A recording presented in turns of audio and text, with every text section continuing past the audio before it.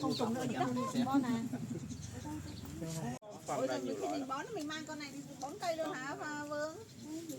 Thì mình tách riêng ra. Đó là đi đào để câu cá. Không phải là trùng bình thường. Đấy. Mọi người đứng đây mọi người cũng đâu nghe thấy mùi thúi đâu đúng không? Bởi vì con trùng nó tiết chất trơn đó hết rồi. Con giun là con trùng quá. Đúng rồi. Thức ăn của nó chủ yếu là phân trâu, phân bò. Ở Củ Chi là cho ăn bằng phân bò phải qua ủ. Còn con trùng thì mình có thể làm thức ăn chăn nuôi cho gà, cá, heo, lươn ăn hoặc là mình chế biến thành dạng vịt hoặc là mình